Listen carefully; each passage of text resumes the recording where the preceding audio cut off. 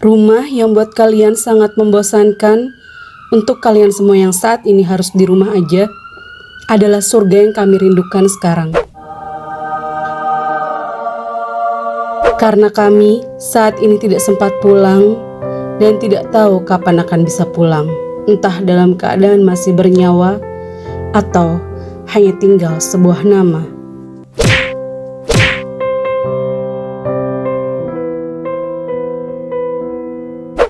Halo, nama gue Intan, umur gue 30 dan gue adalah perawat di salah satu rumah sakit yang kini menangani pasien COVID-19 di Jakarta. Seperti yang kalian semua sudah tahu, bahwa COVID-19 ini menyerang sistem pernapasan manusia dan menyebar lewat tetesan air ketika seseorang bersin atau batuk. Penyakit ini disebabkan oleh novel coronavirus alias virus corona jenis baru yang diberi nama oleh para peneliti sebagai SARS-CoV-2. Kasus pertamanya dilaporkan pada akhir tahun 2019 di kota Wuhan, Provinsi Hubei, Tiongkok. Virus ini masih berkerabat dengan virus MERS dan SARS yang pernah melanda dunia beberapa waktu lalu.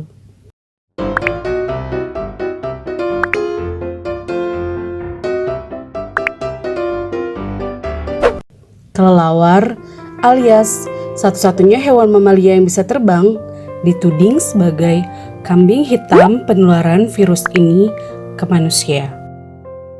Dasar si kampret.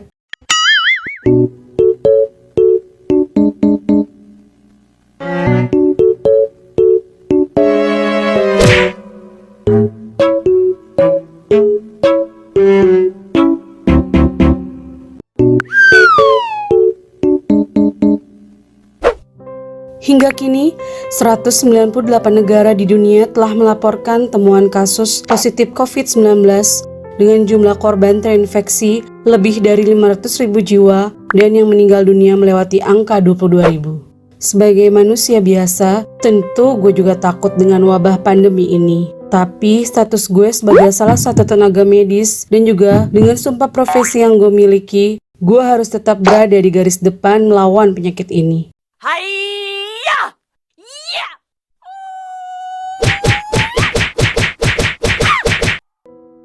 Untuk negara kita, untuk kalian semua guys. Insya Allah, gue ikhlas menjalani ini semua. Namun sedihnya, karena ada sebagian pihak yang gak bertanggung jawab, membuat kami kesulitan mendapatkan peralatan medis untuk merawat pasien-pasien yang sudah terinfeksi. Kami sering kehabisan stok masker di rumah sakit, hazardous material suit atau hazmat suit yang di Indo biasa disebut sebagai alat pelindung diri atau APD. Harganya makin menggila di pasaran. Jadi, tidak semua dari kami bisa memakai APD. Gue dan rekan seprofesi sering sekali terpaksa menggunakan jas hujan sekali pakai. Kacamata Google yang harusnya kami pakai pun gak banyak tersedia. Di situ gue kadang ngerasa sedih. Kami seperti tentara yang hendak berperang melawan musuh yang memakai panser dan bazooka. Sementara kami hanya bermodal busur panah dan bambu runcing. Udah gitu, hand sanitizer yang ada di rumah sakit kini sering habis. Bahkan banyak yang menghilang dicuri orang-orang gak bertanggung jawab. Orang-orang yang memanfaatkan keuntungan di situasi seperti ini, itu tuh pernah nonton serial azab-azaban di TV gak sih?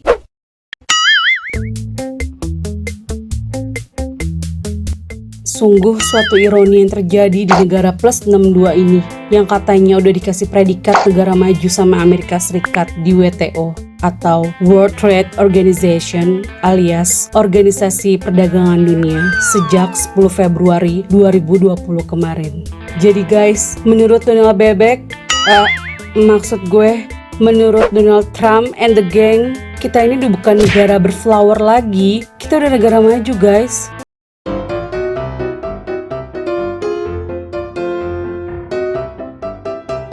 Pemerintah mulai menjalankan tes massal di berbagai tempat untuk menekan angka penyebaran virus ini. Mereka yang telah terinfeksi COVID-19 biasanya menunjukkan gejala seperti demam di atas 38 derajat, batuk kering, dan sesak napas.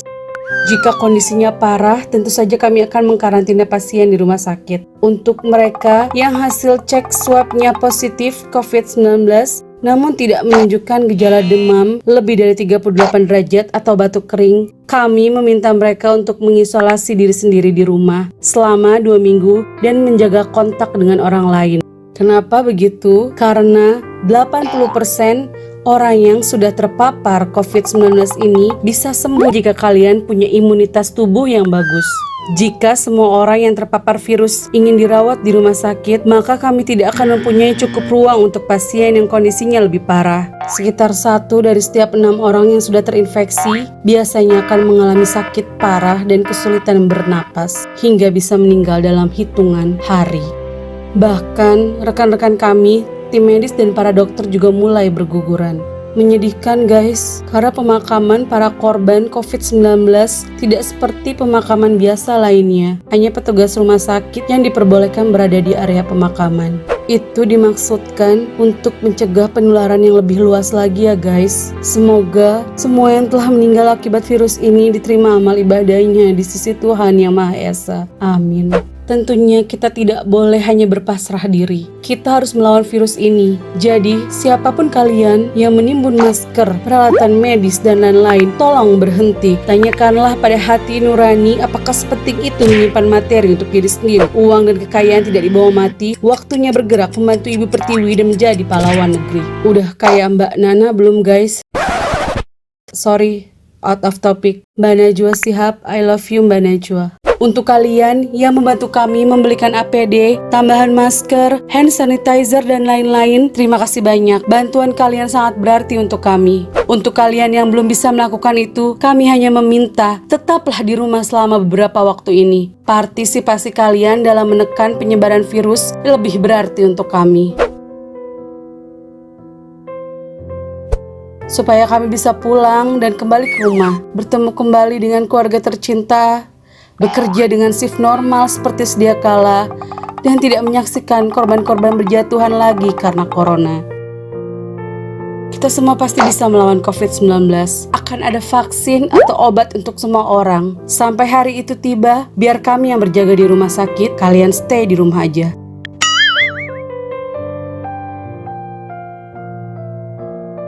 Jangan stok barang-barang dan makanan berlebihan. Ingat, di luar sana masih ada saudara-saudara kita yang membutuhkan. Kalau kamu panic buying, perekonomian kita bisa makin hancur. Kamu sendiri juga yang akan susah nantinya. Cuci tangan dengan sabun sesering mungkin, makan makanan yang bergizi, tetap berolahraga dan usahakan berjemur di pagi hari 10-15 menit dan jangan nongkrong-nongkrong dengan kawan-kawan di luar. Buat kalian para tim rebahan, ini waktunya kalian menyelamatkan dunia dengan hobi kalian. Kalau kata Smash, I hurt you. Kalau kata gue, I warned you. Buat yang masih tetap harus bekerja dan beraktivitas di luar seperti kami, stay safe, jaga kesehatan. Semoga Tuhan melindungi dan menjaga kita semua. Amin.